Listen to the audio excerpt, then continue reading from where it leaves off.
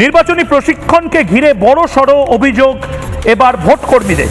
অভিযোগ অনুযায়ী আইপ্যাকের কর্মীরা ট্রেনিং সেশনে গোপনে ঢুকে পড়ছে। ভোটকর্মী ভাস্কর ঘোষ সহ একাধিক কর্মীর দাবি, একই ভিডিও আগে রানাঘাট একের ডিএম এসডিও মারফত এসেছিল, তাই নতুন করে ভিডিওটি যাচাই না করে ট্রেনিংয়ে চালানো হয়। পরে দেখা যায় ভিডিওর মাঝখানে নতুন অংশ তৃণমূল কংগ্রেস এবং মমতা বন্দ্যোপাধ্যায়ের বিজ্ঞাপন দেখানো হয়েছে। আইপ্যাক ট্রেনিং এর ভিডিও টেম্পার বা পরিবর্তন করছে বলে অভিযোগ করা হচ্ছে।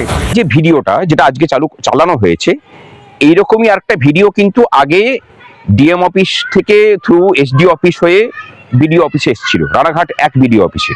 যারা নির্বাচনের যারা ট্রেনিং দিচ্ছিলেন তারা দেখেছিলেন। এরপরে ওই একই ভিডিও গতকালকে রাত্রেবেলাতে আবার এসডিওর অফিস থেকে পাঠানো হয়, নির্বাচন সেল থেকে, যে এই ভিডিওটা চালাবেন। ভিডিওটা একই, তফাৎটা হলো গতকালকে রাত্রেবেলাতে যে ভিডিওটা পাঠানো হয়েছে তার মধ্যে টেম্পারিং করে রাজ্য সরকারের এই যে অ্যাড এবং শাসক দলের এই যে অ্যাডভার্টাইজমেন্ট সেটা ঢোকানো ছিল। সরকারি ডিপার্টমেন্টে ছদ্মবেশে, সরকারি কর্মচারী ছদ্মবেশে যেসব আইপ্যাকের লোকজন আছেন, যারা অস্থায়ী কর্মচারী হিসেবে ঢুকে আছেন, এই কাজটা তারা করেছেন। এই যে চক্রান্ত, এই চক্রান্তের জাল কিন্তু অনেক দূর গভীরে প্রথিত।